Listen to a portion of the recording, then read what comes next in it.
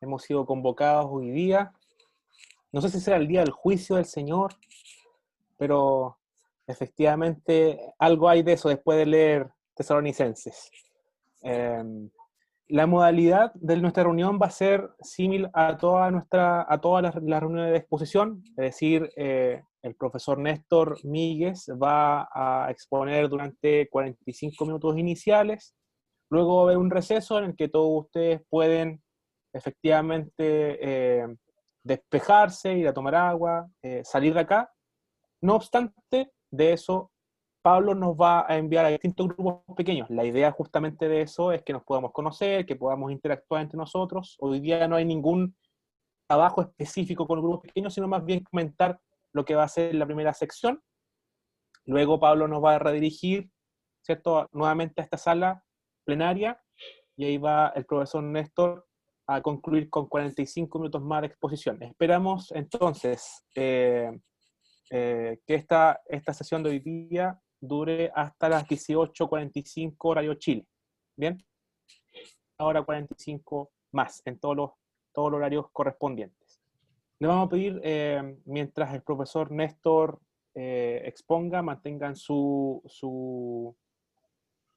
audio apagado para poder focalizar, ¿cierto?, nuestro oído y nuestra escucha en lo que va a comentarles él. Muy bien. Sin más, entonces, dejamos a el pastor Néstor Míguez. Muy bien, buenas tardes a todas, todos. Una alegría poder compartir por este medio, con sus ventajas y sus inconvenientes. No es lo mismo que estar en clase en un aula, pero ya llevo varios recorridos por este camino, así que me voy acostumbrando.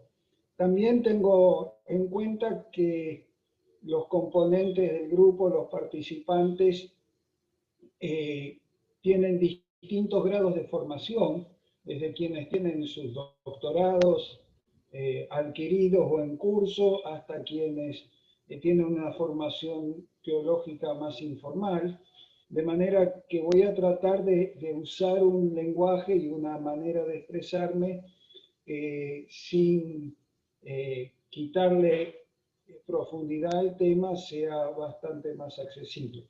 Donde haya algún problema o alguna incomprensión, en principio lo anotamos para la clase próxima, para el momento de diálogo, pero si es algo muy urgente que les impide, marquen el levantar la mano o durante el receso, para que no sigamos adelante con alguna cuestión que no corresponda. Lo que voy a hacer al principio, en estos primeros 45 minutos, Dios mediante, es tratar de ubicar a Pablo dentro de la historia de ese cristianismo del primer siglo, lo que Camila llamaba la historia paleocristiana, ¿no es cierto? Porque ella nos dio un panorama exhaustivo, muy interesante, acerca del Imperio Romano, de las dinámicas de poder, de las dinámicas sociales, culturales del imperio, de cómo estaba configurado el judaísmo de la zona de Israel, cómo se configura el judaísmo de la diáspora como el marco más amplio dentro del cual ubicar la naciente iglesia cristiana y el desarrollo posterior, y dentro de ello la función del apóstol Pablo, que es el núcleo que nos interesa. Pero me parece a mí que es necesario a esa historia, a ese marco histórico, agregarle un segundo círculo, que es cómo se desarrolló desde dentro el cristianismo. Es decir, el marco imperial explica muchas cosas, pero no explica todas. Como Camila decía, el cristianismo es producto del imperio. Sí, pero es un producto muy particular que difiere en muchos aspectos de otros productos. Entonces, lo que a nosotros nos interesa justamente es aquellas particularidades, ¿no es cierto?, que hacen de la historia cristiana lo que fue y que permitió el desarrollo que tuvo después.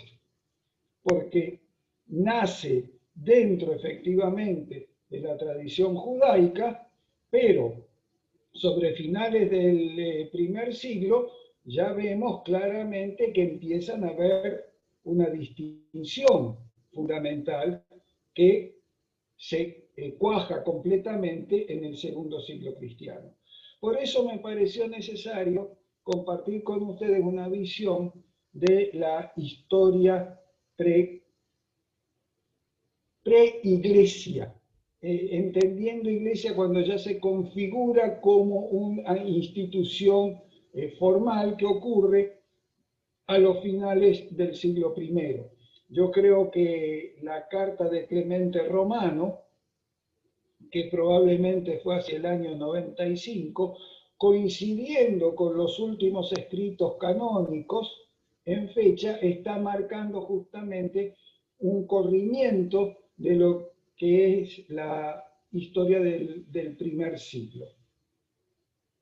Una de las cosas que normalmente tenemos como idea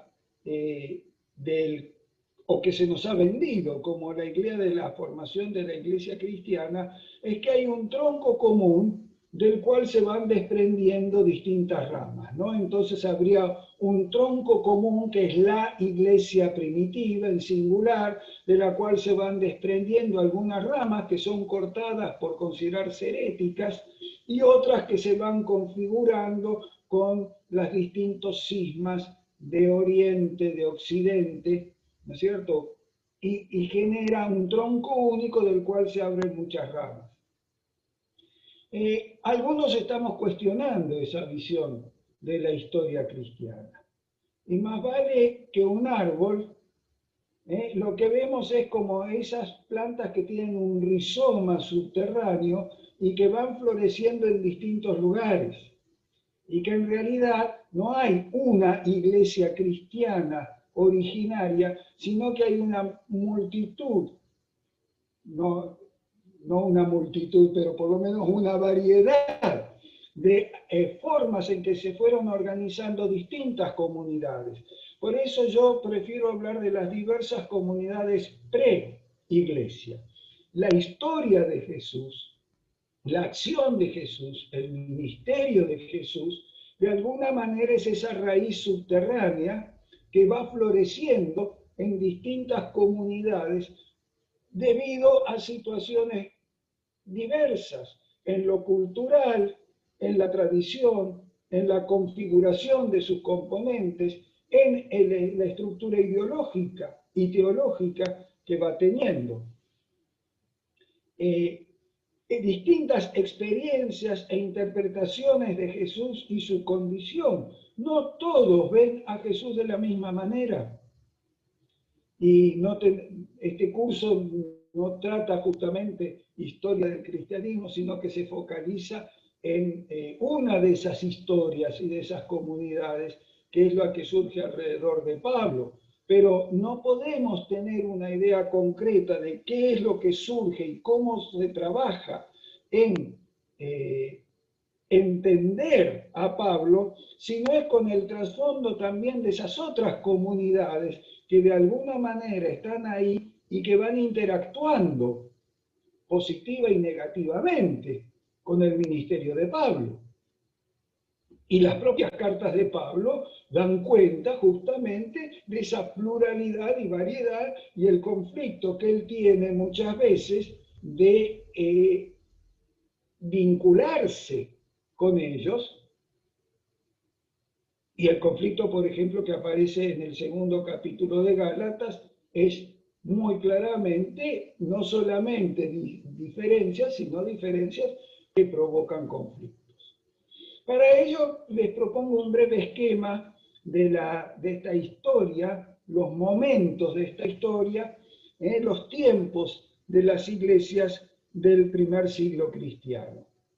Hay un tiempo de Jesús que yo llamo la prehistoria cristiana, ¿no es cierto? Hay una prehistoria cristiana que es la historia de Israel, pero la figura de Jesús configura lo más específico en cuanto a la configuración de lo que después se va a llamar cristianismo.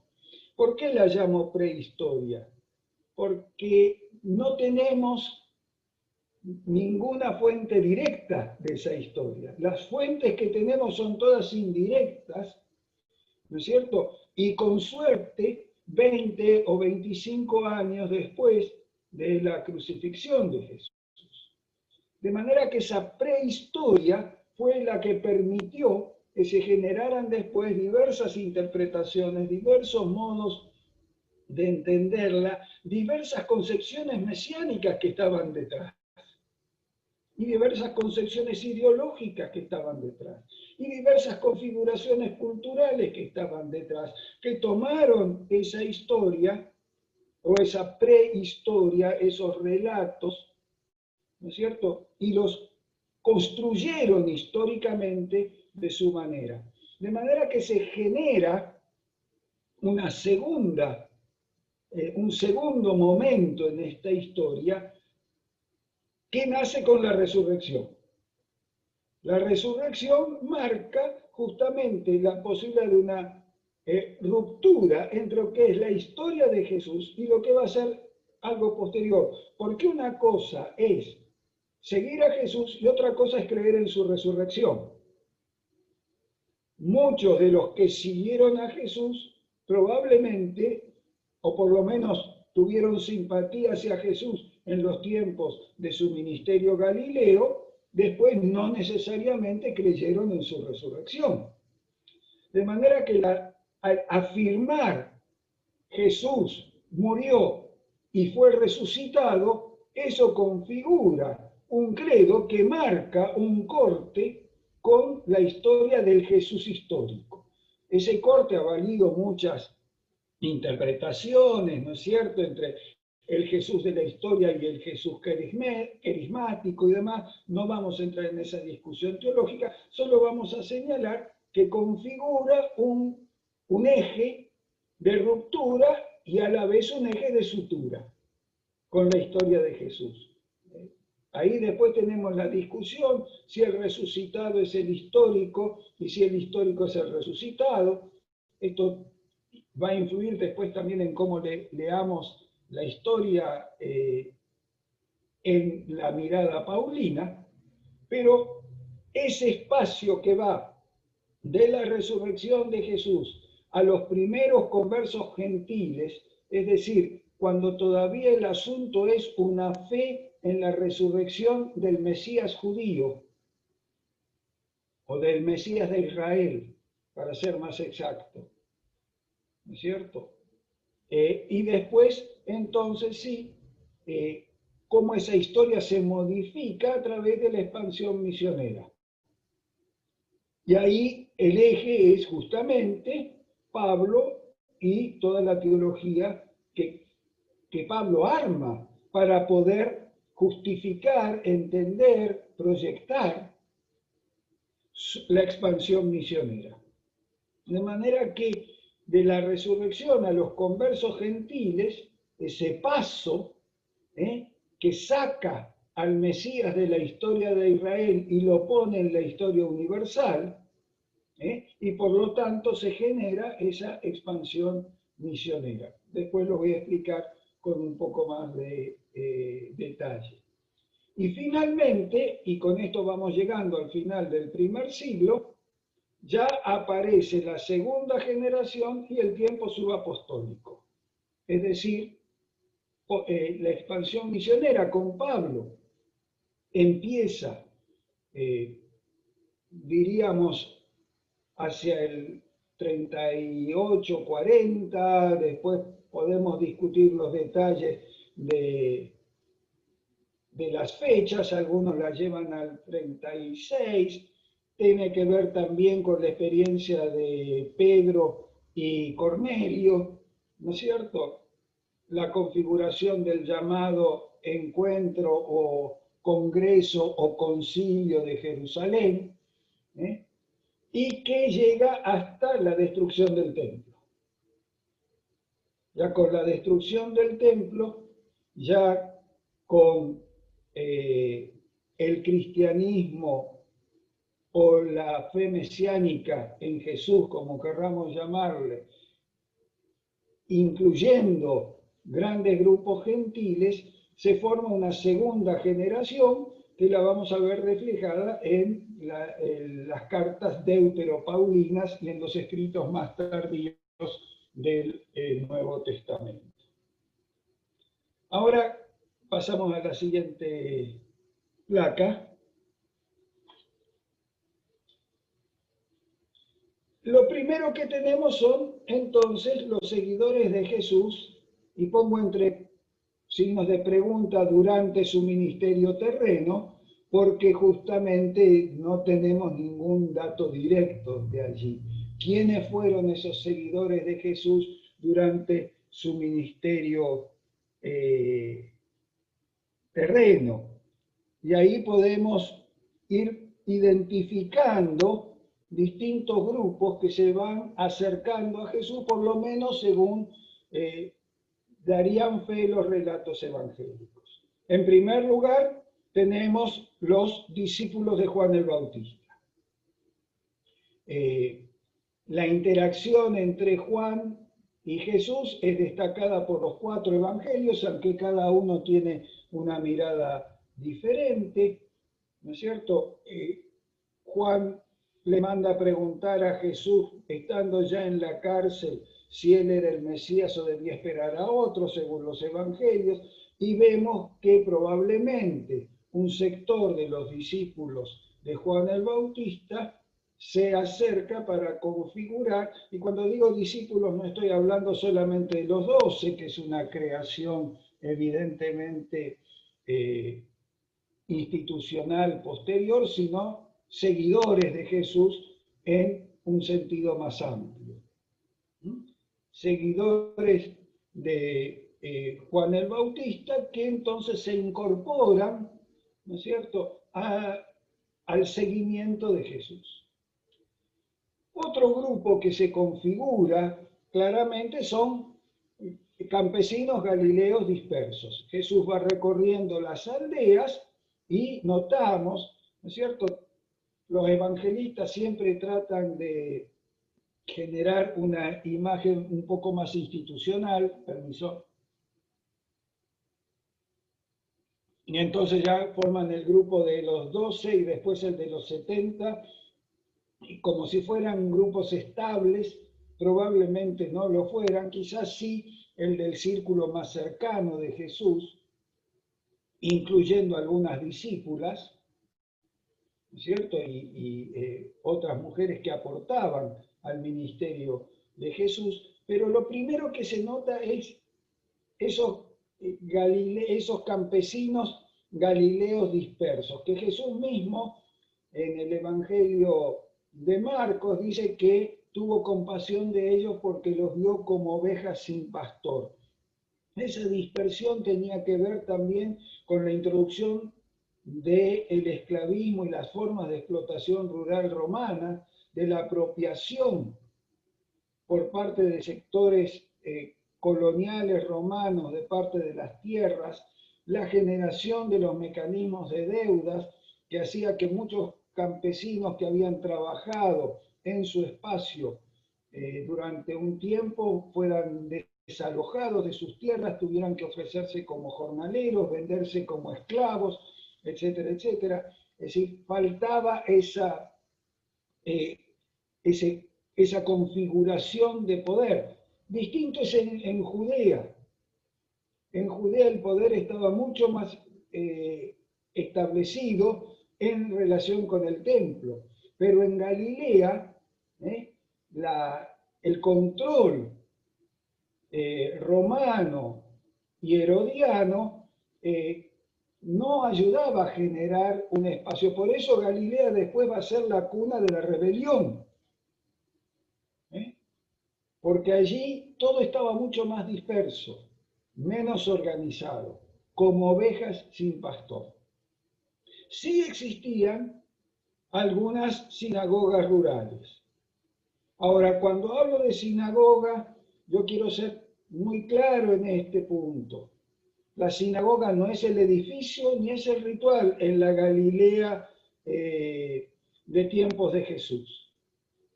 La sinagoga es la reunión del sábado. Una reunión que hasta donde sabemos no tenía claras formalidades. De hecho, por ejemplo, vemos que Jesús u otros intervienen en las sinagogas, no solamente de su pueblo, sino en otras, lee, predica, es decir, no hay una liturgia formal, no hay una construcción institucional de esas sinagogas rurales que están en las aldeas, ¿no es cierto? Y que se configura, y esto después lo voy a mencionar nuevamente, pero no tenemos tiempo de detenernos, se configura una cierta, lo que yo llamo una religiosidad popular galilea, que deja pocos rastros, como suele ocurrir con las religiosidades populares y especialmente en los espacios iletrados, ¿no es cierto? Pero ya vamos a ver, no nos adelantemos, en esas sinagogas rurales hay aceptación y hay rechazo. Por ejemplo, en un momento, ¿no es cierto?, dice, ay de ti, Corazín, ay de ti, Betsaida. ¿Por qué? Porque son sinagogas en las cuales pasó Jesús, aldeas en las cuales Jesús pasó, pero que terminan no incorporándose o no incorporando la comprensión de Jesús como Mesías. Así como hay otras que sí. Y entonces esas historias quedan, ¿no? Cuando Jesús resucita a la hija del presidente de la sinagoga, ahí esa sinagoga en esa aldea queda de alguna manera adherida al movimiento de Jesús. Tengamos en cuenta que las aldeas rurales de Galilea, muy cercanas unas de otras, en un espacio de 2 a 3 leguas, eran pequeñas. Y si conocemos a través de los cementerios es la forma más eficaz de saber cuánta gente vivía, porque todos los que vivían murieron. Entonces, cuando uno identifica los estratos de los cementerios, se da cuenta cuántos entierros hubo en un periodo determinado de tiempo y puede calcular la población en base a eso. Además, ni sabemos dónde estaban localizadas muchas de esas aldeas, porque evidentemente no tenían un cartel bienvenido a Betsaida, por ejemplo. Entonces hay mucha adivinación, ¿no?, de cuáles podrían ser y cómo estarían ubicadas y demás. De manera que hay sinagogas rurales que incorporan esto. Yo tengo escrito un artículo, después los que puedan tener interés lo vamos a señalar, en torno de las sinagogas rurales galileas. Ahora sí, pasamos al siguiente punto. También se incorporan al movimiento de Jesús algunos escribas o fariseos más abiertos. Los evangelios nos marcan dos: Nicodemo, José de Arimatea, ¿no es cierto?, que después de la crucifixión son los que van a pedir el cuerpo de Jesús, que ya en el Sanedrín hacen algunas intervenciones favorables a Jesús. Nicodemo, nos cuenta el Evangelio de Juan, lo fue a visitar de noche porque tenía interés. Uno podría señalar que no son solamente los únicos. Al final de su relato de las parábolas, el Evangelio de Mateo dice: compararé al escriba docto en el reino con un padre de familia que de su arcón saca cosas buenas y vieja, creo que el versículo 52 o 53 de Mateo 13.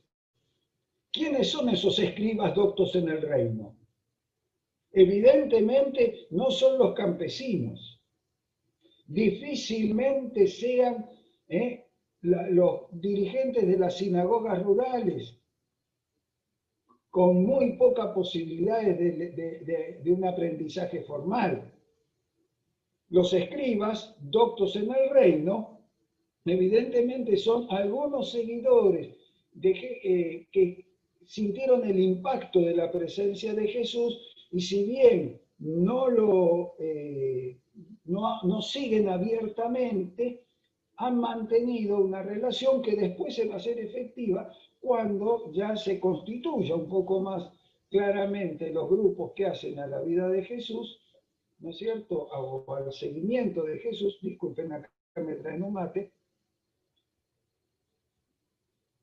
Esto es necesario porque si no se me acaba la nafta, no puedo seguir. Gracias. Esto no lo hacen abiertamente, pero después de la resurrección y cuando estos grupos se van constituyendo y cuando es necesario empezar a reconstruir la memoria, aparecen estos escribas o fariseos más abiertos que se incorporan después al seguimiento de Jesús. También se incorporan sectores samaritanos. El Evangelio de Juan es el que más lo señala, pero no solamente el Evangelio de Juan. El Evangelio de Lucas pone justamente en varias ocasiones que Jesús se encuentra con samaritanos. Por ejemplo, uno de los 10 leprosos, que después vuelve y reconoce a Jesús y se echa a sus pies para adorarlo cuando es curado. ¿Recuerdan ese episodio? Ahí está señalando samaritanos siguiendo a Jesús.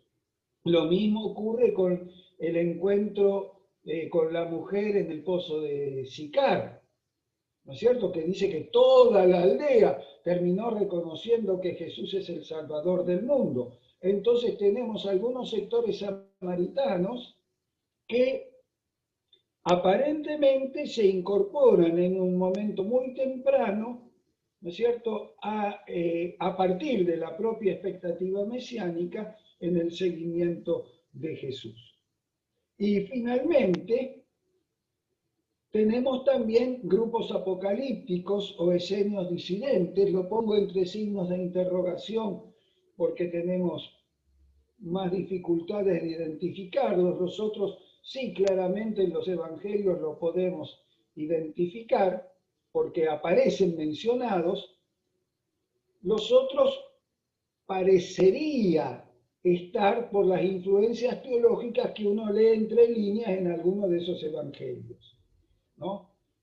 Hubo muchas especulaciones, especialmente en los primeros tiempos en que se pusieron en conocimiento los llamados rollos del Mar Muerto y atribuidos entonces al grupo de los esenios, una tarea de comparación de los textos encontrados con los escritos evangélicos para ver si Jesús había sido influido por los esenios o no y demás. A mí me parece muy difícil eso de probar, pero sí uno podría ver cómo después en el desarrollo de esa prehistoria cristiana se incorporan algunas ideas que se pueden identificar con los grupos esenios o también con los grupos apocalípticos. Esenios que evidentemente para seguir a Jesús tienen que ser disidentes de su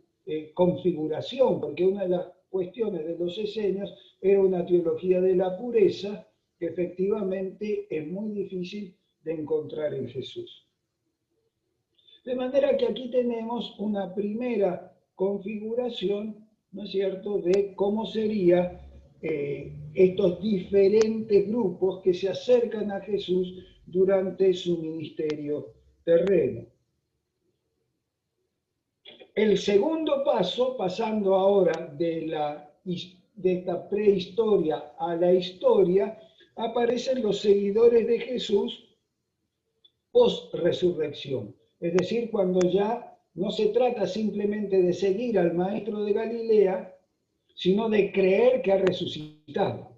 Ya es un tema, ¿no es cierto? Porque una cosa es decir, ah, qué bien que habla este hombre, o qué hermosa su palabra, o qué buenas sus enseñanzas, o qué poder que tiene para realizar esta curación. Y otra cosa es decir, estaba muerto y resucitó. Esto es una afirmación que ya requiere otro grado de certeza. Entonces, ¿cuáles fueron los seguidores de Jesús post-resurrección? Seguramente muchos de los que estaban antes, pero también otros que se agregaron. Entonces, si nos atenemos a los textos bíblicos canónicos que tenemos, lo primero que tenemos son convertidos de Jerusalén. El libro de los Hechos señala que los discípulos con Jesús mismo se quedan en Jerusalén hasta la ascensión de Jesús y luego van agregándose, y dice hasta 3.000 en un día, lo suficiente como para llamar la atención de las autoridades que habían creído que muerto el perro se acabó la rabia, pero la rabia siguió con los contagiados, digamos así, ¿no? Y entonces se va configurando otro grupo de seguidores de Jesús, ahora por resurrección, que probablemente tuvieron muy poco o nulo contacto con el Jesús de Galilea, con el Jesús previo a la crucifixión, pero que de alguna manera la fe, teológicamente diríamos por la inspiración del Espíritu Santo y demás, pero busquen los mecanismos que quieran, empezaron a adherir a ese movimiento que Jesús había generado y a creer en la posibilidad de la resurrección. También aparecen los creyentes de otros ámbitos de Judea y de Samaria. Fíjense que justamente el proyecto de Lucas en el comienzo de Hechos habla de me seréis testigos en Judea, en Samaria y hasta los confines de la tierra.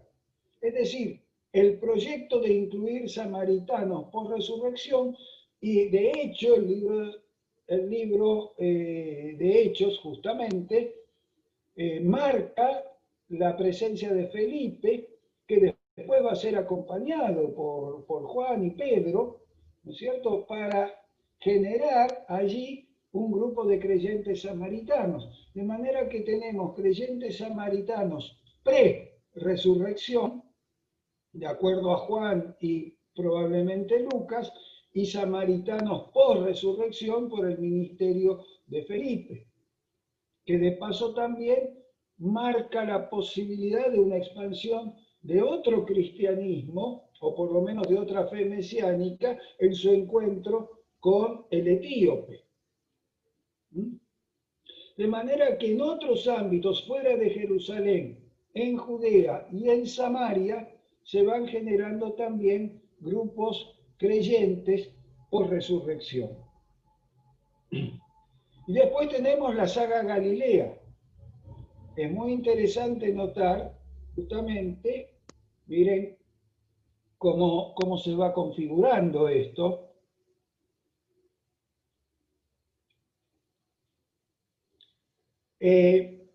Lucas dice, el texto que acabo de citar, me serán testigos en Judea, en Samaria y hasta los confines de la tierra. Y se salteó Galilea. No menciona Galilea. Pero después, en el capítulo 9, cuando hace una especie de sintética evaluación de las iglesias, dice, y las iglesias gozaban de paz en Judea, Samaria y Galilea. Ahora, ¿cómo llegó el Evangelio a Galilea? Si Lucas o el autor de Hechos no lo cuenta. reconoce que hay iglesias en Galilea, pero no ha explicado, como sí explicó lo de Judea, como sí explicó lo de Samaria, como sí después va a explicar la expansión gentil, pero no menciona Galilea. Allí ya tenemos el indicio de que la cosa no era tan pacífica entre ellos y que la iglesia galilaica o de Galilea no necesariamente está muy conforme con lo que está ocurriendo con el núcleo de Jerusalén. ¿Y dónde tenemos esto? ¿Por qué hablo yo de la saga Galilea? El Evangelio de Mateo estaría marcando esto. Yo después voy a entrar un minutito porque como sabemos los tiempos acá no son muchos, pero también quiero plantearlo un poco, ver esta saga Galilea en qué resultó. Que evidentemente es distinta de la saga lucana o la saga de Hechos. Hechos da un indicio de la expansión misionera en el mismo día de Pentecostés.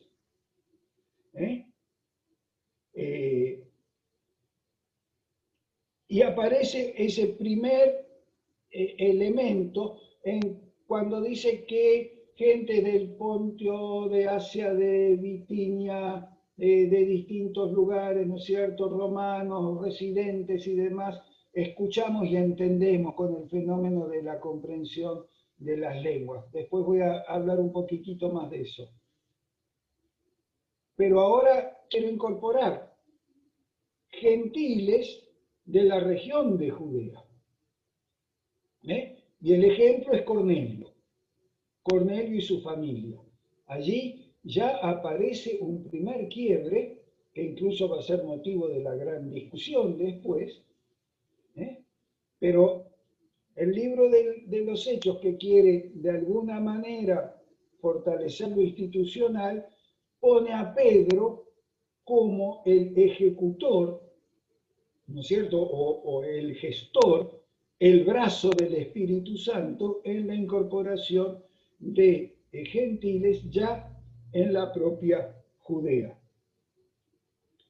Pero a eso se agrega la expansión en la diáspora. Esa diáspora judía que poco a poco empieza a incorporar también creyentes que provienen de la gentilidad. En las primeras comunidades, de las cuales podemos tener alguna noticia también a través del libro de Hechos, son las comunidades de Damasco, porque allí se dirige Pablo, ¿no es cierto? Es decir, cuenta que antes de su conversión ya sabe que hay seguidores de Jesús en Damasco y pide cartas de poder para ir a combatirlos. Es decir, que ya no solamente tenemos Judea, Samaria, Galilea, que es el ámbito del Israel histórico, sino que empiezan a descubrirse comunidades en la diáspora judía, en Damasco, Antioquía, es decir, comunidades judías en territorio gentil. ¿Y cuántos gentiles que estaban entre los temerosos de Dios, los allegados en esas comunidades, empiezan también a compartir esta fe mesiánica, que después se va a expandir mucho más con la misión paulina? Justamente la base de partida de la misión paulina es Antioquía. Esto nos relata el capítulo 11 de Hechos.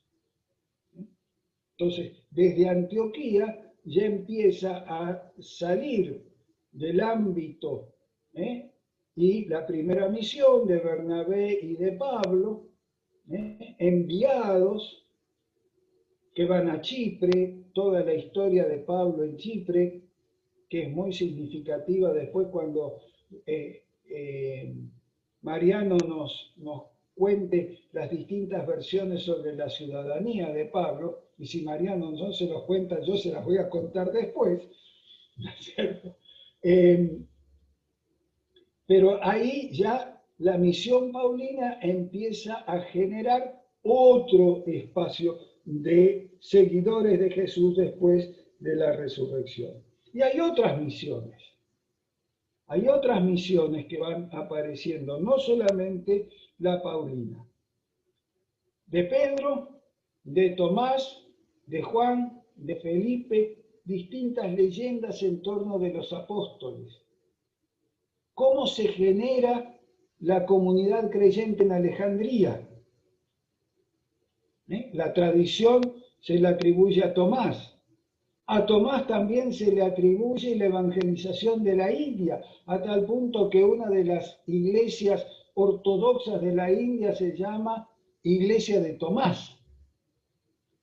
Después se va a contar la leyenda de Andrés, que se va a la zona británica, y todavía, ¿no es cierto?, Escocia dice haber sido evangelizada por Andrés. Ya sabemos de Felipe, Pedro. Sabemos que Pedro viaja, porque además Pablo lo cuenta en Corinto, ¿no es cierto? Dice, ¿o acaso Pedro es el único que tiene derecho a viajar acompañado? Y que se van, se encuentra Pablo con Pedro en Antioquía. La iglesia de Roma se plantea haber sido fundada por Pedro. Es decir, nosotros nos centramos en la misión paulina porque es la que tenemos mejor documentada. Pero las leyendas, los datos informales, las tradiciones generan una manera distinta de comprender entonces la expansión del cristianismo, no solamente por la misión paulina, y van a generarse conflictos. Porque aparecen entonces, no solamente son otras misiones, tienen otra teología. Y Pablo va a señalarla. Hay quienes la teología de Pedro, hay quienes tienen la teología de Apolos, hay quienes tienen la teología de Pablo, aunque yo no quise hacer teología. De manera que ahí ya vamos viendo que no son solamente diferencias porque surgen de distintas misiones, sino que son diferentes configuraciones en el formato de las comunidades y en la teología que sustentan. ¿Qué fuentes tenemos para esto? A ver cuánto tiempo me queda. Bueno, ya vamos teniendo que ir cerrando. ¿Qué fuentes me quedan para esto?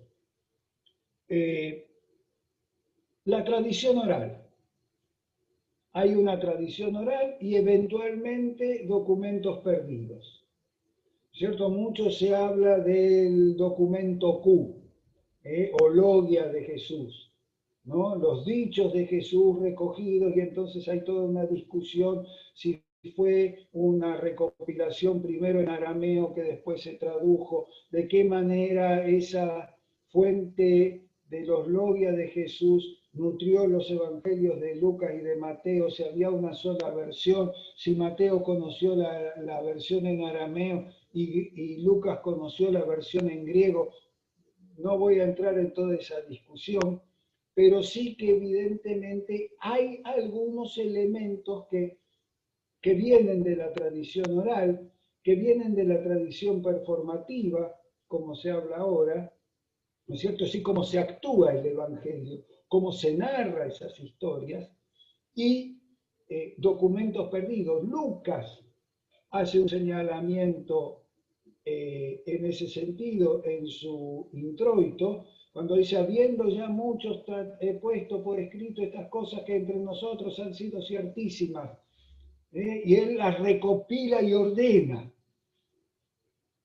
De manera que reconoce la existencia de documentos que nosotros no tenemos, quizá insertos, sí, en el Evangelio de Marcos o en otros, o en el propio Evangelio de Lucas y de Mateo, ¿no? Pero ahí tenemos entonces ya un primer elemento que va a informar las diversas teologías que se van formando en estas comunidades diversas que todavía no son la iglesia en singular, si es que alguna vez lo fueron.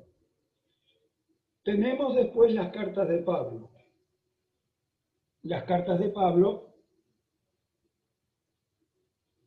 son los documentos más antiguos en la tradición escrita, ¿no? Primera Tesalonicenses, que es lo que vamos a estudiar en la segunda parte, para ver cómo se va configurando la comunidad de teología paulina, en el contexto del imperio, pero también en el contexto de estas otras comunidades que se van configurando en el desarrollo del paleocristianismo, las cartas de Pablo, que hay que fechar entre el 50 y el 60, en términos amplios, ¿no? Son 10 años, algunos ven Primera Tesalonicenses en el 49, otros, y después depende qué grado de inclusión en la literatura paulina le damos a Colosenses, para estirar un poco más la fecha, ¿no es cierto?, un poco más allá del 60, pero en principio digamos que en ese decenio entre el 50 y el 60 se da la literatura paulina, y que no vamos a tener otras fuentes hasta el 70 en adelante. Ahí vamos a discutir la Carta de Santiago, que hay versiones que la ponen antes del 70 y otros después. Yo no quiero hacer esto un curso de exégesis histórico-crítica, simplemente señalar momentos y fuentes con las cuales se fueron configurando, ¿no es cierto?, la documentación que hoy tenemos. Después tenemos las otras cartas. Santiago, que ya mencioné, evidentemente la teología de Santiago y la de Pablo no coinciden, y el mismo Pablo lo dice abiertamente en su carta a los Gálatas, ¿no? Aclara cuáles son los términos del conflicto para que no le quepa duda a nadie, y cuál es su conflicto con Pedro, y a qué acuerdos llegaron y qué acuerdos se quebraron. Es decir, no es una historia de una unidad armónica. Es una historia de distintas configuraciones teológicas, distintos modos de organizar la comunidad, distintas maneras de ver su relación con la raíz judaica israelita. Tenemos la carta a los hebreos. No se sabe el origen de la carta a los hebreos. Es una adivinanza que para mí es bastante bien fundada. Lutero se la atribuye a Apolos. No tenemos acá todo el tiempo, pero simplemente señalar que el griego de la carta a los hebreos muestra un desarrollo y un nivel cultural y de manejo de la lengua que no es el de Pablo. Cuando uno compara el griego de Pablo con el griego de Hebreos, se da cuenta que hay una diferencia muy grande. Y que el griego de Hebreos es un griego que tiene una cierta formación literaria. Para decir solamente algo, los primeros 4 versículos constituyen una sola oración que tiene en el interior 5 subordinadas. Esto no lo vamos a encontrar en ningún lugar en Pablo. Demuestra un estilo literario más complejo.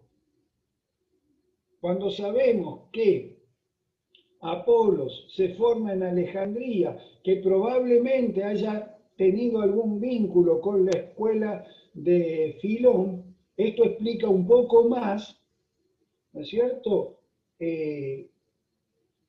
la posibilidad y el desarrollo que tiene la carta a los hebreos. Pero otra tradición que quiere recuperar una teología petrina en vínculo con Marcos, según parece, Tenemos la epístola de Judas, que ahí se vería justamente la inserción de aquellos grupos apocalípticos de los cuales hablábamos, ¿no? En Judas hay elementos de una determinada apocalíptica judía.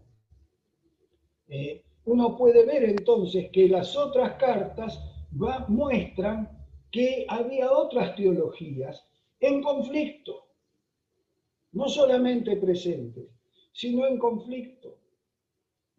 Fíjense que segunda Pedro menciona las cartas de Pablo y ya señala de que hay conflicto de interpretaciones de los escritos de Pablo.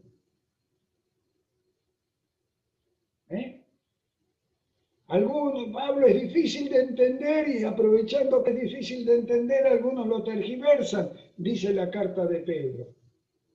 Y quizá el propio Pedro fue uno de ellos, vaya uno a saber, ¿no? Pero eso está demostrando que no hay una iglesia troncal, sino que ha habido distintas comunidades que fueron elaborando sus diferentes teologías. Agregamos el Evangelio de Marcos, que probablemente, según la tradición, estaría vinculado justamente con una mayor cercanía a la teología petrina. Mientras que el Evangelio de Mateo, Marcos sería el primero en ser escrito, la discusión está si es inmediatamente antes o inmediatamente después de la caída de Jerusalén. Hay indicios en ambos sentidos. Probablemente haya partes que hayan sido escritas antes y otras después, o recopilaciones de tradiciones orales pre-caída de la ciudad capital de Israel, y otras posteriores, y que entonces hay una tensión. Ya digo, no es un curso de exégesis histórico-crítica, de manera que me limito a señalarlo. Sí voy a señalar un poquito más del Evangelio de Mateo, porque como dije al pasar, perdonen si hablo tanto y rápido, pero tenemos poco tiempo y mucho material.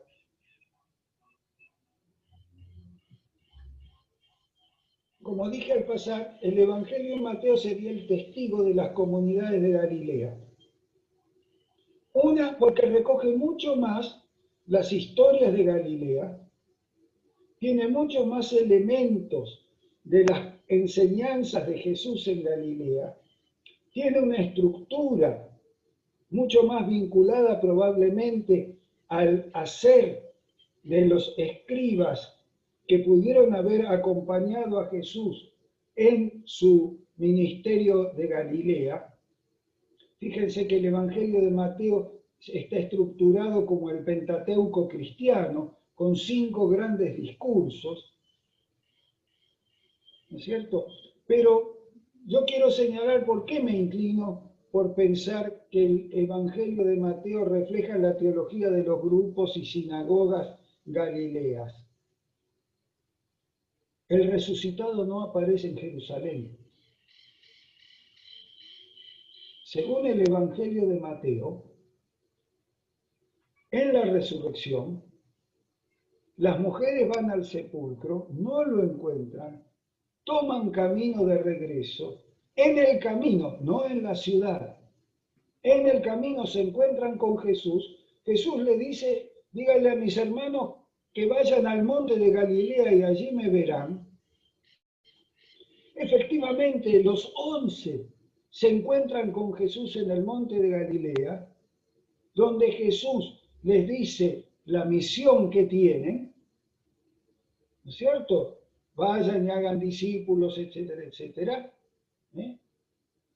He aquí yo estoy con ustedes todos los días hasta el fin de los tiempos. No hay lugar para volver a Jerusalén. No hay lugar para un Pentecostés en el Evangelio de Mateo.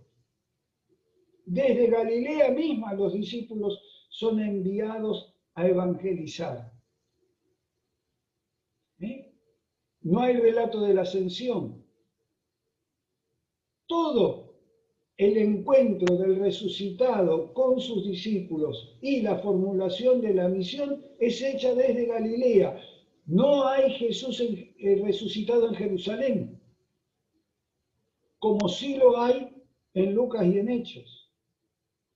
Por eso yo pienso, y no soy el único por supuesto, yo pienso que aquí está marcando, ¿no?, esta diferencia entre la teología de las comunidades de Galilea y la teología que ilumina el libro de Hechos. Y cuando uno estudia en detalle, va a ver que hay unas ciertas diferencias, y cómo el núcleo del Evangelio de Mateo tiene que ver con Galilea. En Galilea Jesús es creído, en Jerusalén es asesinado. Entonces, aquellos que lo siguieron durante su ministerio y que no fueron a Jerusalén, no tienen por qué creer al Jesús que le predican en Jerusalén, porque ellos lo han escuchado, lo han visto, lo han seguido y le han creído en la propia Galilea. De manera que ahí habría otro sector en tensión. Bueno, para ir terminando, tenemos otra fuente más, que son los escritos lucanos. No me voy a extender porque ya hice varias referencias a Hechos, ¿no es cierto? Lucas organiza con un sentido, digamos, académico. Yo voy a tratar de juntar esto, los otros hicieron lo que pudieron, pero yo les voy a dar forma, les voy a explicar bien cómo fueron las cosas. Evidentemente está dirigido a un público gentil, al cual necesita traducirle ciertas expresiones del arameo o ciertas costumbres de los judíos. Entonces ahí se configura otra teología que va a ser dominante, que se la trata de vincular con Pablo, pero después cuando veamos la historia de Pablo vamos a ver que hay también chisporroteos entre la teología paulina y la de Lucas. Finalmente, señalo dos fuentes más: la tradición del discípulo amado, que es la literatura juanina. Y fíjense que Juan es muy interesante, porque Juan toma otro camino, incluye de entrada a los samaritanos. Hoy acabo de publicar, para los que tengan interés, un artículo sobre los samaritanos en el sitio donde pongo todas mis publicaciones, o algunas por lo menos. Fíjense que el Evangelio de Juan termina con el capítulo 20, con la confesión de fe de Tomás. Y ahí, si uno lee el último versículo, los últimos dos versículos del capítulo 20 son un fin del Evangelio, con dos apariciones de Jesús en Jerusalén. Pero luego se agrega un capítulo 21, donde aparece el resucitado en Galilea, donde por un lado confirma el ministerio petrino, pero por otro lado dice del discípulo amado: este es el discípulo que nosotros, que es testigo de estas cosas, y nosotros confiamos en él. Ese nosotros está hablando de una comunidad que tiene más confianza en el relato del discípulo amado, que la tradición lo ha identificado con Juan, que en el propio relato de Pedro. Y finalmente tenemos la otra fuente, el deuteropaulinismo. Es decir, quienes van a construir una teología a la Pablo, pero después de la muerte de Pablo, lo cual significa, bajo otras condiciones, lo que yo he llamado la segunda generación o grupos subapostólicos en el esquema histórico que les di al principio. Está también la tradición apocalíptica, en el último libro de la Biblia. No lo menciono más explícitamente porque esto nos llevaría todo otro tiempo, de manera que para los que tengan interés, en algún otro curso haremos alguna incursión en la teología apocalíptica. Bien, el tiempo se me ha ido, de manera que quedamos entonces para el tiempo de los grupos pequeños. Muchas gracias, profesor. Muy bien, para solamente no demorarnos tanto en los grupos pequeños, vamos a dar 10 minutos, es decir, son las 18:05 en horario chileno. A las 18:15 vamos a volver. Entonces Pablo ahora en estos momentos los va a enviar a grupos pequeños. Por supuesto que esto es opcional, usted puede decidir ir o no. Si quiere, podría tomar agua o hacerse un mate, como el pastor Néstor seguramente va a hacer. Pero lo demás está... Pongo la cámara, esperen que pongo la cámara. Ahí está. Ahí está. Muy bien. Disculpen, tenía que terminar de organizar algunas pequeñas cosas. Bueno, pasamos el tiempo en los grupos pequeños, así que vamos a la segunda parte. Acercamiento a la teología paulina temprana. Yo distingo un cierto desarrollo de la teología de Pablo que vamos a ir viendo a través de los textos que analicemos. Y hoy voy a empezar con lo que es la teología temprana de Pablo, la más temprana que tenemos, que es la teología que se refleja en la primera carta a los tesalonicenses. Es una teología, pero a la vez una estrategia política. Ahí tenemos el testimonio de cómo Pablo concibe y organiza sus comunidades. Toda esta introducción que yo hice en el periodo anterior me parece significativo para poder entender algunas de las posiciones de Pablo. Porque la teología de Pablo surge de varios diálogos, si son varios no son diálogos, serían pentálogos o algo por el estilo, ¿no es cierto?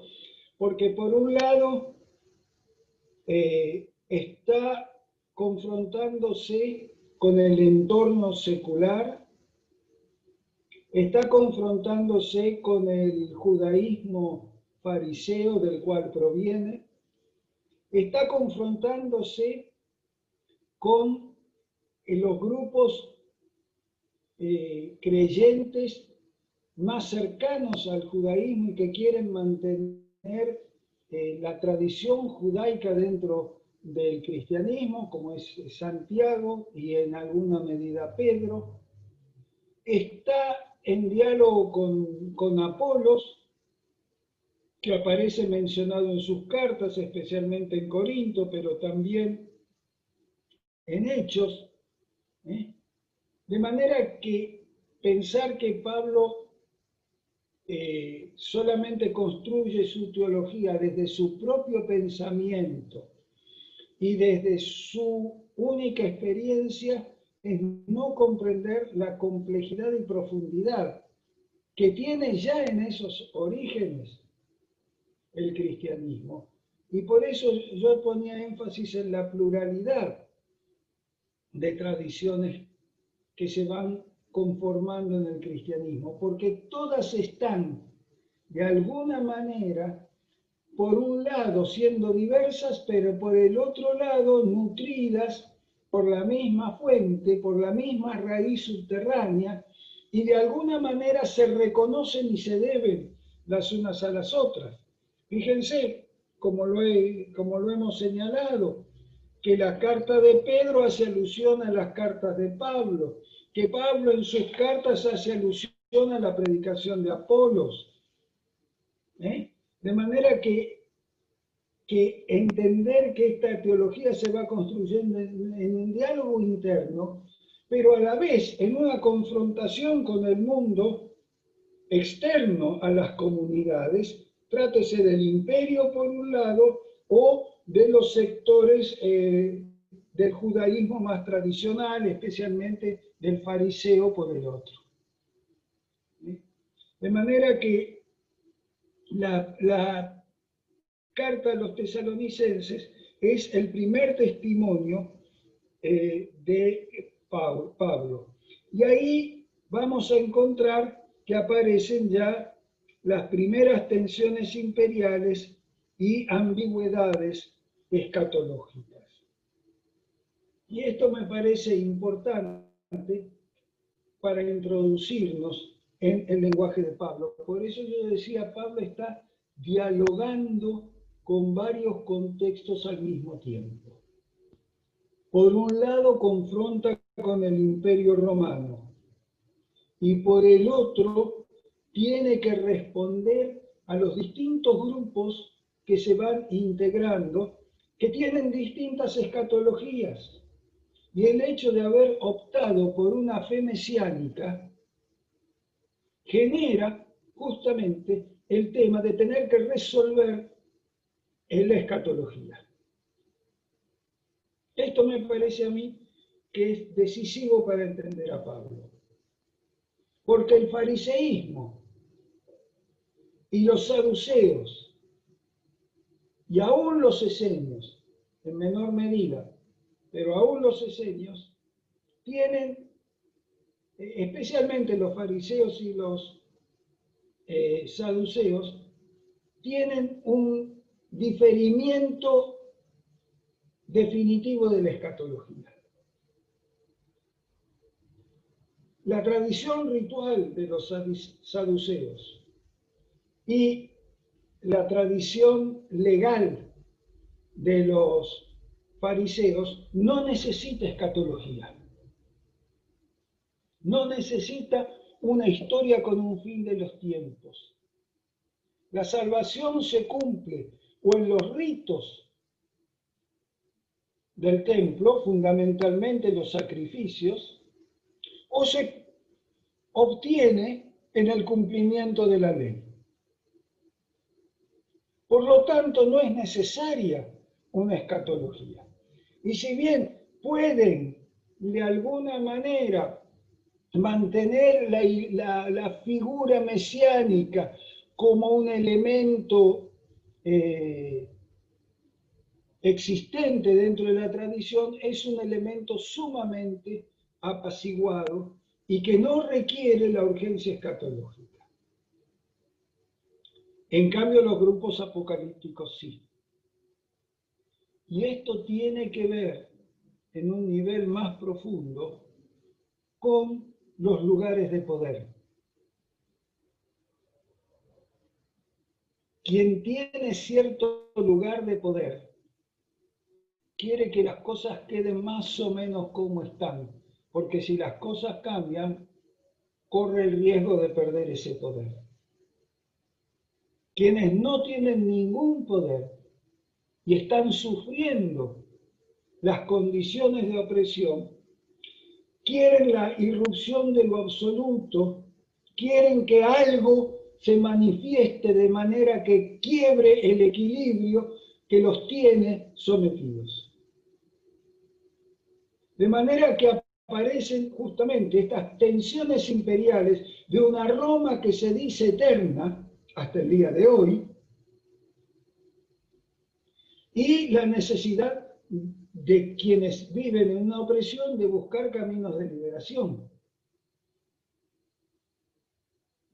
De manera que Pablo tiene que armar su teología en estos múltiples diálogos y confrontaciones. El hecho de que Pablo haya sido fariseo según su propia confesión y ahora adhiera a un grupo mesiánico, lo que le cambia fundamentalmente es la comprensión escatológica. Porque la ley, como dije, no necesita escatología. El Mesías introduce el tiempo escatológico en la historia.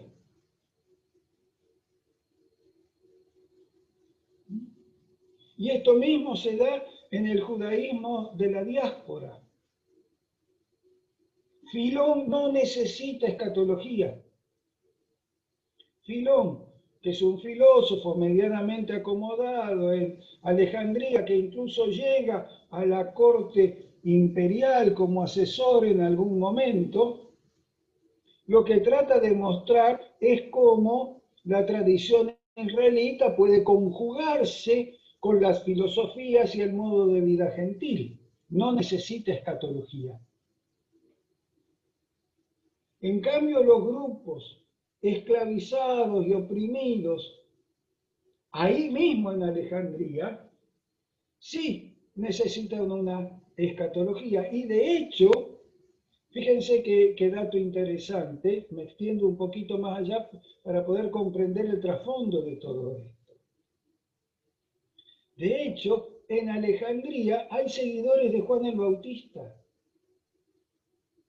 Y entre los seguidores de Juan el Bautista que estaban en Alejandría estaba Apolos. Según el libro de Hechos, Apolos era un varón sabio de Alejandría, pero que solo conocía el bautismo de Juan. ¿Ven? Que el trasfondo es mucho más mezclado, si queremos comprender. Entonces, cuando Pablo abandona su tradición farisaica y se incorpora en una tradición mesiánica, tiene que incorporar la escatología. Tiene que incorporar el dato de que el Mesías va a transformar el mundo con su presencia. O de hecho, ya lo ha transformado y esa transformación tiene que llegar a una plenitud. Y entonces se encuentra con que no puede al mismo tiempo entender la paz romana si va a haber una plenitud de la paz de Cristo. Dos plenitudes no pueden coexistir. ¿No es cierto? Entonces aparecen las tensiones. ¿Quién es el verdadero Kyrios? El verdadero Señor de la historia. ¿Qué es eterna? ¿Roma o el reinado de Dios en Cristo? Entonces, las condiciones en las cuales fue escrita la carta, este primer testimonio, resultan fundamentales para poder comprender qué está detrás de este primer pensamiento de Pablo. Pablo llega al mundo gentil, ha llegado a Filipos, ahí tiene una primera confrontación, llega a Tesalónica. Tesalónica es la capital de Macedonia. Hay toda una configuración imperial muy fuerte en Tesalónica. Tesalónica, como ciudad, siempre logró acomodarse dentro del lado ganador. En los conflictos Tesalónica, los políticos de Tesalónica siempre lograron acomodarse con el lado ganador y entonces tenía una serie de ventajas y posibilidades, siempre y cuando se mantuvieran fieles como ciudad a ese lado ganador.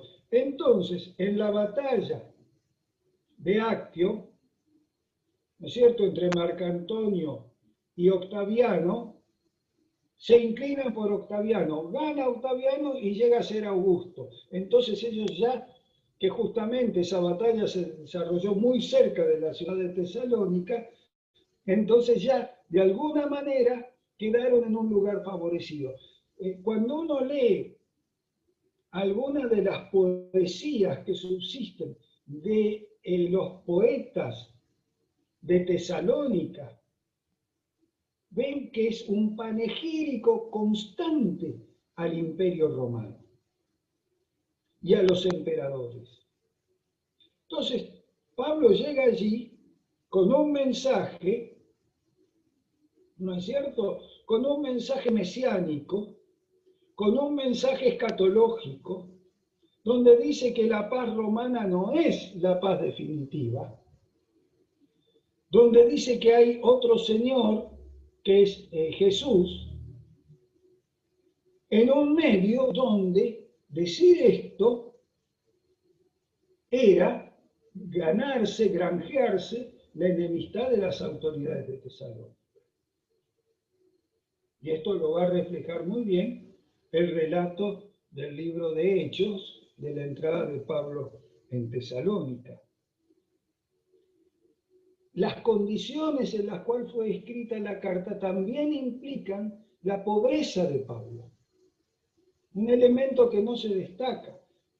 En general se lo trata de presentar a Pablo como un intelectual, fue un intelectual, pero como nos pasa a muchos intelectuales cristianos, ser intelectual no te asegura que tengas un buen pasar. Pablo en la carta dice que para sostenerse a sí mismo y no ser gravoso para los hermanos, trabajaba día y noche. Él con Silvano y con Timoteo. Incluso a los filipenses les va a agradecer que ellos lo hayan sostenido en Tesalónica. Es decir, las condiciones económicas y las condiciones laborales de Pablo en Tesalónica no fueron las de alguien que llega con toda la pompa y todas las posibilidades, ni siquiera ha asegurado su autosostén. Después vienen las especulaciones sobre qué tipo de trabajo realizaba Pablo. Hechos dice que era cosedor de tiendas, seguramente en un lugar como Tesalónica, un lugar portuario, tendría muchas posibilidades de trabajo en ese sentido, porque las mercaderías en el puerto se cubrían con grandes tiendas, había que reparar velas de los barcos, etcétera, etcétera, de manera que él trabajando noche y día se sustenta a sí mismo mientras evangeliza. Esa es una condición importante porque eso dice con qué tipo de personas entró en contacto. Por otro lado, es claro que en la comunidad de Tesalónica sus principales interlocutores son gentiles.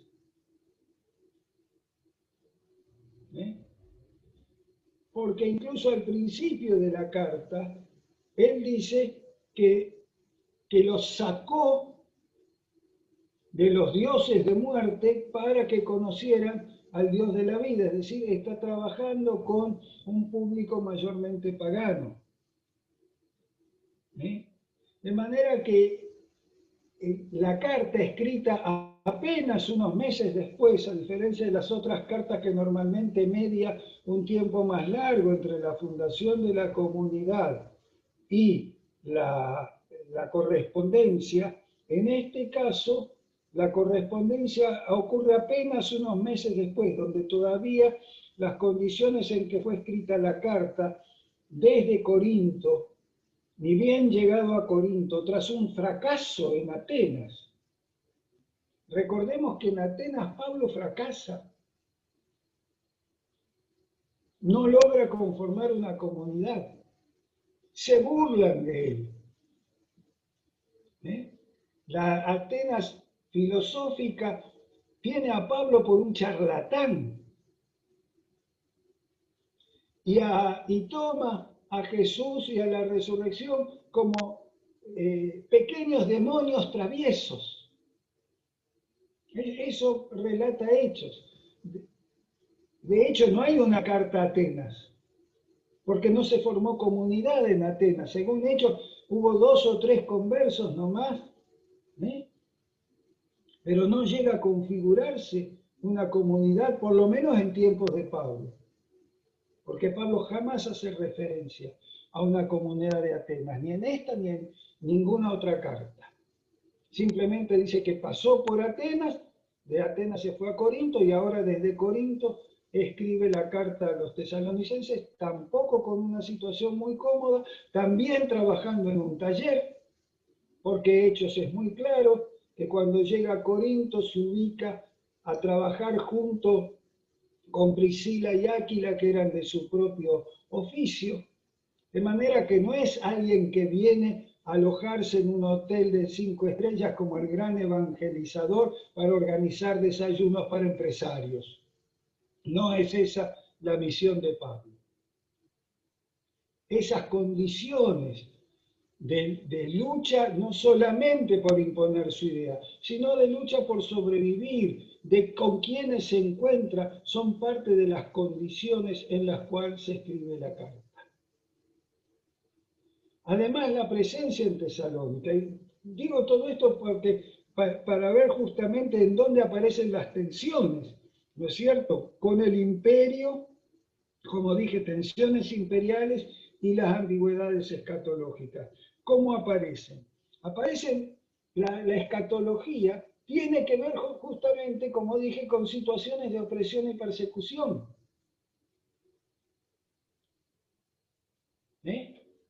Entonces, la persecución anterior y posterior a Tesalónica, pasamos a, van a ser parte de las condiciones. Pablo llega a Tesalónica expulsado de Filipos.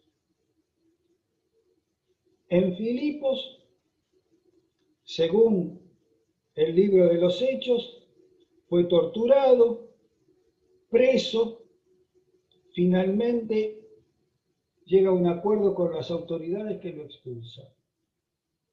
Él hace referencia a eso en la carta a los tesalonicenses. Ya al principio del capítulo 2, él dice, pues habiendo padecido y sido ultrajados en Filipos, es decir, en este caso, a diferencia de otros, la carta de Pablo reafirma lo que dice Hechos, de que él había sido perseguido y ultrajado en Filipos, llega a Tesalónica. Hechos cuenta un paso por Berea, al cual Pablo no hace la carta no hace referencia, donde también habría sido expulsado. Y en Tesalónica también debe salir huyendo. Y no puede regresar. Ha quedado marcado por las autoridades de Tesalónica. Entonces, la persecución anterior que experimenta en Filipos, el primer lugar del mundo europeo donde hace pie, donde la influencia grecorromana era más clara, experimenta seriamente la persecución. Experimenta seriamente la persecución. Y después de Tesalónica también. Aparentemente en ese paso por Berea, el fracaso y la burla que sufre en Atenas y llega a Corinto, donde tiene que ponerse a trabajar en su oficio junto con Priscila y Áquila, que habían sido expulsados de Roma. También sus compañeros de taller, con los cuales se encuentra un modus vivendi en la cosmopolita ciudad de Corinto, también venían de una persecución y de una expulsión. Es una comunidad de excluidos. Excluidos y perseguidos por las autoridades de Macedonia, en Filipo, en Tesalónica, en Berea, burlado en Atenas, encontrándose en Corinto con algunos para armar un pequeño taller para poder sobrevivir, quienes a su vez también vienen expulsados de Roma. Muchas veces no tomamos en cuenta esta situación. Entonces la urgencia escatológica de Pablo, que el Señor viene ya, proviene, entre otras cosas, de la propia angustia y situación en la cual está viviendo. ¿Y quiénes son los que lo persiguen? Si nos atenemos al relato de Hechos, no son solamente los judíos, con los fariseos con los cuales ha tenido conflictos, son las autoridades romanas. Son las autoridades de las ciudades. Y si bien los grupos judíos de la diáspora tenían en esas ciudades, en algunos lugares, algún grado de poder, no lo tenían a tal forma de poder condicionar a las autoridades romanas a que expulsaran a alguien de la ciudad. De manera que ahí se experimenta. Y cuando analizamos el libro de Hechos, las dos expulsiones, tanto la de Filipos como la de Tesalónica, ¿no es cierto? En las dos hay acusaciones que voy a ver un poquito más en detalle después, en las cuales dice nosotros como romanos no podemos aceptar esto. De manera que la persecución que experimenta Pablo viene de Roma. Y la persecución que experimentan Priscila y Aquila, que son los compañeros de Pablo en Corinto, el lugar desde donde Pablo está escribiendo la carta a los tesalonicenses, también han sufrido una expulsión por parte del emperador romano. De manera que estas persecuciones han generado un clima en el cual se escribe la carta. Las persecuciones son parte del contenido de la carta. En Tesalónica, en la carta a los tesalonicenses, Pablo dice, finales del capítulo 2, ¿no es cierto?, que dice, ustedes hermanos vinieron a ser imitadores de las iglesias de Dios en Cristo Jesús que están en Judea, pues han padecido de los de vuestra propia nación las mismas cosas que ellos padecieron de los judíos. Es decir, la persecución no es a Pablo, es a toda la comunidad. Ustedes han sufrido, incluso yo me imagino que el martirio no estaba completamente fuera del panorama, porque hay indicios en la carta que así puede haber sido. En esta persecución que sufre el grupo misionero por un lado y la comunidad por el otro. De manera que esta persecución anterior y posterior también son parte de la experiencia que Pablo incorpora a su teología. Y vamos a ver que esta secuela de que tener que experimentar el sufrimiento por predicar la palabra de Jesús, por anunciar al Mesías crucificado y resucitado, es vivir en él mismo cruz y resurrección. La experiencia de Pablo es una experiencia de cruz. Y desde allí escribe esa teología. Una experiencia de cruz a manos del imperio. Y según la leyenda, efectivamente así fue como finalmente termina sus días. Por lo menos sus días terrestres, terrenales. De manera que no podemos pensar la teología paulina si no es en conjunción con estas situaciones de persecución. Pero también tenemos que tomar en cuenta la vida en la comunidad según la carta. Porque si bien yo he dicho Pablo, Pablo, Pablo, en realidad Pablo es un sujeto colectivo. La carta está escrita toda en primera persona del plural. Desde el encabezamiento, Pablo, Silvano y Timoteo a los hermanos. Y toda la carta está escrita en primera persona del plural.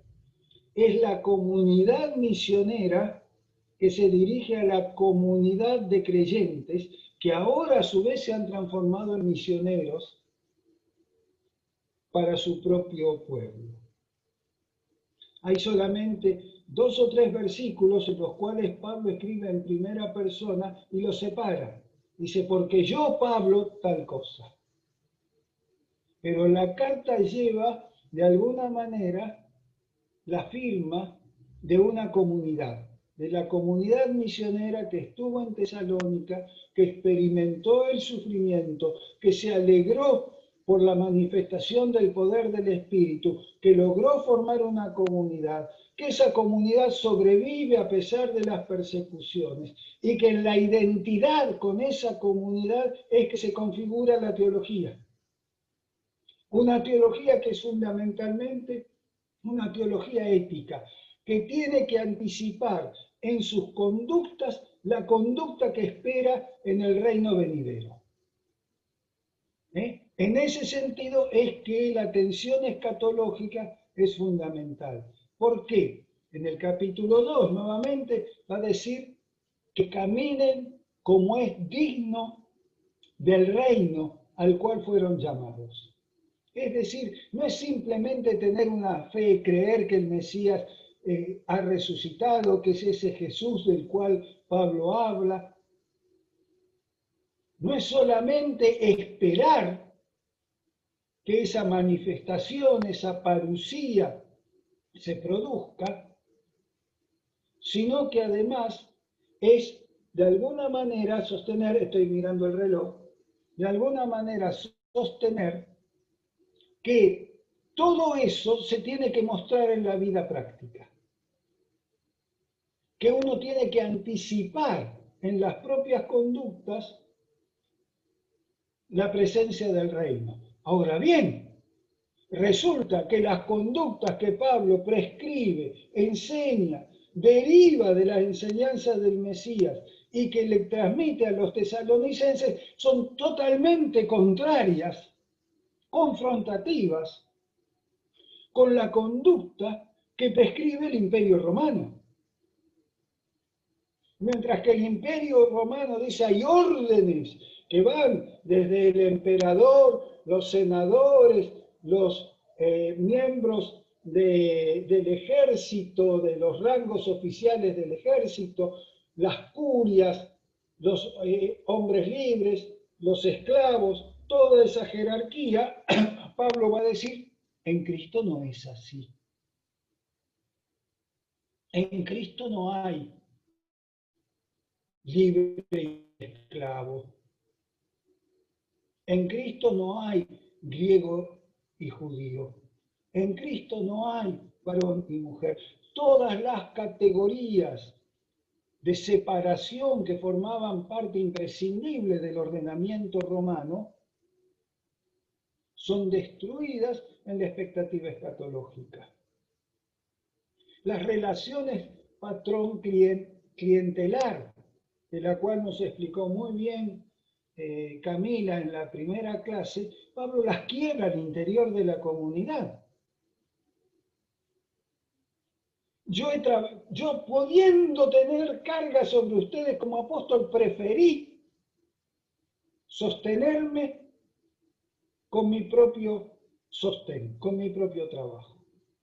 De manera que la vida de la comunidad de los misioneros y de la comunidad creada en esa misión, que después se transforma en misioneros para otros, porque Pablo va a decir, ahora la palabra sale de ustedes a todos los círculos alrededor de Tesalónica. Esa comunidad, la vida de esa comunidad debe reflejar el tiempo mesiánico y al reflejar el tiempo mesiánico, obviamente entra en un conflicto inevitable con los modos del imperio romano. Esto lleva a la confrontación, efectivamente, con la ideología imperial. Y entonces se genera una expectativa escatológica.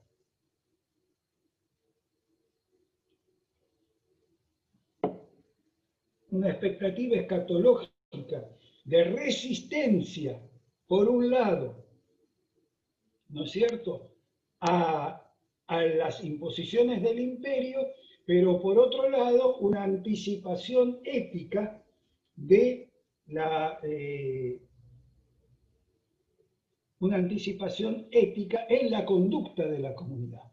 La comunidad tiene que empezar a reflejar anticipadamente las expectativas del reino.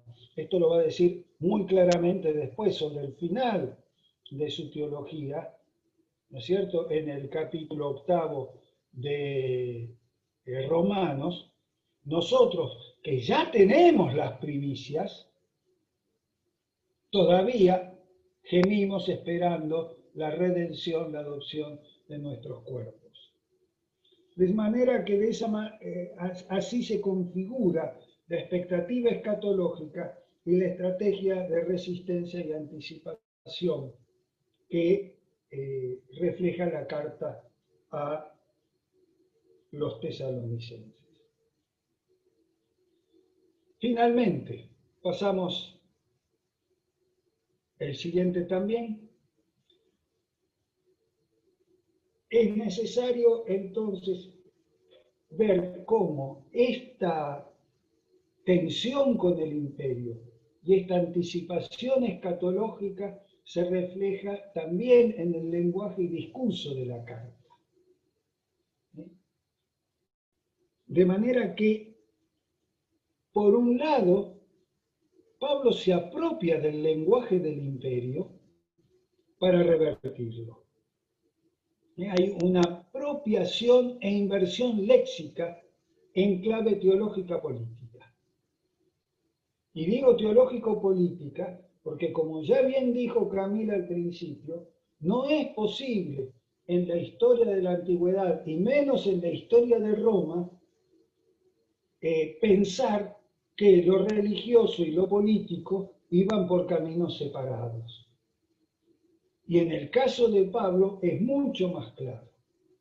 Es mucho más claro. Lo religioso y lo político están profundamente imbrincados lo uno en lo otro, de tal manera que toda modificación en el discurso religioso tiene necesariamente connotaciones políticas. Porque si el emperador es un dios, cualquier cosa que yo diga acerca de Dios repercute sobre la comprensión política. Entonces, Pablo toma un lenguaje político y construye sus metáforas sobre ese lenguaje político. Pasamos a la siguiente diapositiva. El lenguaje religioso necesariamente es un lenguaje metafórico. No se puede hablar de Dios sin metáforas. Porque si pudiéramos hablar de Dios en forma directa, es que tendríamos la sabiduría divina. El lenguaje humano siempre va a quedarse corto y va a ser insuficiente para expresar la experiencia de lo trascendente. Entonces tiene que construirlo con metáforas. El lenguaje religioso es siempre, en todas las religiones, un lenguaje metafórico. Esto también ocurre con Jesús. ¿Cómo habla del reino de Dios? Por parábolas, por analogías. Es más, el Evangelio de Mateo dice que si no era por parábolas no les enseñaba. Solo a los discípulos les explicaba. Pero aún cuando le explica a los discípulos, lo que hace es construir analogías. ¿Sobre qué construye su analogía Pablo? Ahí es donde aparece la elección más claramente política. En primer lugar, se separa del lenguaje de los cultos, de lo que eran los cultos en su época, de los cultos mistéricos. No vamos a encontrar en Pablo prácticamente ninguna de las expresiones o metáforas con las cuales se manejaban los cultos de misterio, aunque después se haya querido comparar al cristianismo, perdón, con esos cultos de misterio.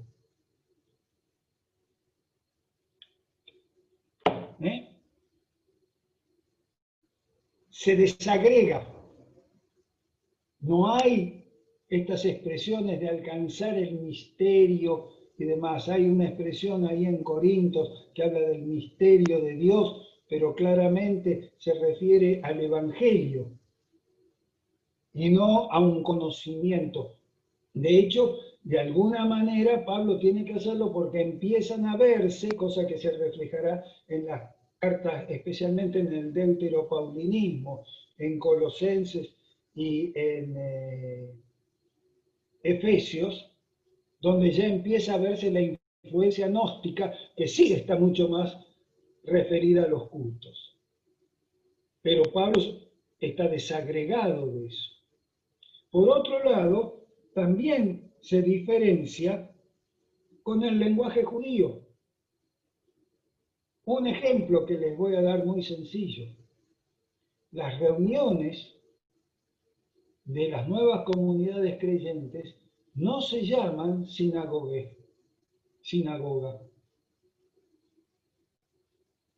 Pablo nunca usa la palabra sinagoga para referirse a las reuniones de su comunidad.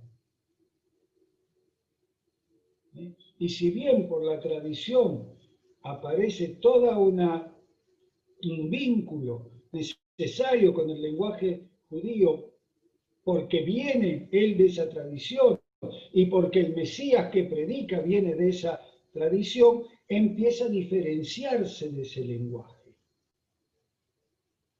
Empieza a diferenciarse. Hay un vínculo, pero también un grado de diferenciación con el lenguaje especialmente fariseo. Esto ya se nota en la carta a los tesalonicenses, porque está hablando con un mundo gentil, al cual ciertos elementos del lenguaje judío no le dirían mucho. La comunidad de Tesalónica es, por lo que se desprende de la carta, mayormente gentil. O casi exclusivamente gentil. Y entonces, hablarle con el lenguaje de la tradición judía iba a dejar afuera a gran parte de la comunidad. Entonces, él por un lado incluye los elementos, pero por otro lado empieza a diferenciarse. Vamos a ver algunos ejemplos concretos de cómo él entonces elige la analogía política como el espacio en el cual construir las metáforas de lo divino. En primer lugar, justamente, lo que va a señalar es que esas comunidades que él configura son eclesía y no sinagogue. Tampoco thiasos, que thiasos era la reunión de los cultos. No son los colegia romanos, lo llama eclesía. Y en toda la literatura religiosa de la época del siglo I, no hay ningún ejemplo de una comunidad religiosa que se llame a sí misma eclesía. La eclesía era la reunión política, era la asamblea de los ciudadanos, del demos. De manera que cuando se habla de eclesía, se está hablando de una entidad que en la época de Roma, en la época en que Pablo escribe, solo era concebida como la autoridad popular de un pueblo. Aunque en la época romana la Iglesia había perdido mucho de su poder a mano de los legados imperiales.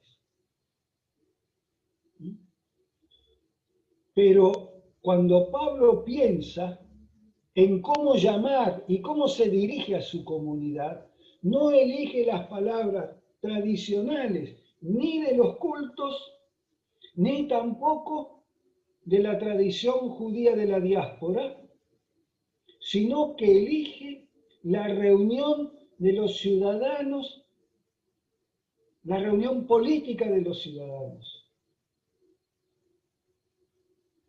De manera que ahí vemos justamente, y si bien en la Septuaginta, eclesía muchas veces traduce el cajal hebreo, que es justamente la asamblea, cajal no es la asamblea religiosa. El cajal en el Israel antiguo era la asamblea del pueblo, como pueblo, diferenciada del templo. En el templo no se reunía la cajal se reunía en el espacio político del pueblo de Israel. Entonces la eclesía, si bien podía tomar la tradición de la traducción de los 70, cosa que no es segura, pero sí claramente se identifica con la autoridad política del pueblo. Autoridad que nuevamente, insisto, porque hay que tener en cuenta, había perdido poder en el imperio y que al reivindicarla, Pablo está diciendo, es el pueblo creyente el lugar donde se convoca al Mesías. Al Mesías que es un Kyrios, que es un Señor. Llamar a Jesús el Kyrios, el Señor, era evidentemente confrontarlo con el Kyrios del imperio. Y si bien en la tradición religiosa grecorromana se utiliza la palabra Kyrios para los reyes, para los dioses, ahora está hablando de un Kyrios que es convocado como Dios, pero que ha sido humano, que es un Kyrios humano que fue crucificado por el imperio, que resucita venciendo las autoridades del imperio y que ahora se va a transformar en el nuevo Basileus, en el nuevo rey, que instaura un reino. Todo esto es lenguaje político. ¿Y Pablo cómo lo expresa? Con absoluta libertad. Parresía. La palabra parresía que Pablo utiliza en Tesalonicenses para decir cómo él predicó con libertad a pesar de la persecución, la palabra parresía y el verbo parrezomai tienen que ver con la libertad que tenía el ciudadano para expresarse libremente en la asamblea, en la eclesía. Ahí, en la eclesía, el ciudadano podía ejercer la libertad de palabra, y esa libertad de palabra es lo que se llamaba parresía. Y agrego dos palabras más, y vamos terminando porque es la hora: parusía y apántesis. La parusía era la visita que hacía el emperador o un legado imperial a una ciudad. Cuando la parusía no tenía que ver con el fin de los tiempos o cosas así, eso va a tomar después espacio en la vida cristiana, justamente por el uso que hace Pablo de ella. Pero la parusía no era una epifanía. Para algo existía la palabra epifanía y y Pablo no la usa para hablar de la manifestación de Jesús. La palabra parusía es la visita que el emperador o el legado imperial hace a una ciudad, que muchas veces tenía la función de inspección. Entonces, cuando Pablo habla de la parusía de Cristo, está diciendo el Basileus, el Quirios de este mundo, va a venir a tomar posesión de la ciudad, del mundo que le pertenece. Por lo tanto, va a haber una pántesis. La pántesis era el protocolo de recepción de la parucía, que tenía una serie de pasos que después se ha configurado la idea del arrebatamiento y todas esas otras cuestiones que se le atribuyen a Pablo a partir de la metáfora de la apántesis, que tenía pasos. Cuando se acercaba el emperador, se tocaba una trompeta para que la ciudad se enterara que ya estaba cerca, venía con su séquito, los ciudadanos ilustres salían afuera de la ciudad a recibirlo, entraba a la ciudad y ahí proclamaba su evangelio, normalmente para congraciarse con la ciudad. El emperador o el legado imperial en su visita proclamaba que era un día de fiesta, que se hacían juegos, que se perdonaban deudas, que se distribuía alimentos, Eso era la pántesis. Bien, con todos estos elementos, Pablo proclama entonces una nueva dimensión mesiánica. Pero lo nuevo de Pablo, lo diferenciado de Pablo, es que ese Mesías ya no es el Mesías de Israel, es un Mesías universal. Pasamos a la siguiente. Es la dimensión mesiánica, no es la restauración de Israel. La dimensión mesiánica es la sustitución del Imperio Romano por el reinado del Mesías. No es la liberación de Israel del Imperio Romano, es el Imperio Romano todo que cae. La dimensión mesiánica se hace universal. Esto está tomado de algunas de las tradiciones apocalípticas, ¿cierto? Pero no van a ser solamente el Israel oprimido, van a ser todos los oprimidos de la tierra los que van a experimentar la liberación que trae el Mesías. Por eso Pablo se entiende a sí mismo como un nuevo Moisés. Moisés es el que anuncia y protagoniza la liberación del Israel esclavo, y esto muy bien lo señala Jacob Taubes, un rabino que estudia la teología política de Pablo, y él va a decir, Pablo no se entiende como un nuevo Abraham, ni como un nuevo Adán. Eso es Jesús. Pablo se entiende como un nuevo Moisés, el que viene a anunciar la liberación de la esclavitud, pero no ya solamente del pequeño Israel, sino del Israel universal, la creación de un nuevo pueblo universal, el nuevo Israel de Dios. La teología política de Pablo se confronta con el imperio desde esta mesianidad universal que viene a sustituir la comprensión de que el César era el Mesías, que de alguna manera, sin ese lenguaje, pero era lo que reflejaba, por ejemplo, la poética de Virgilio.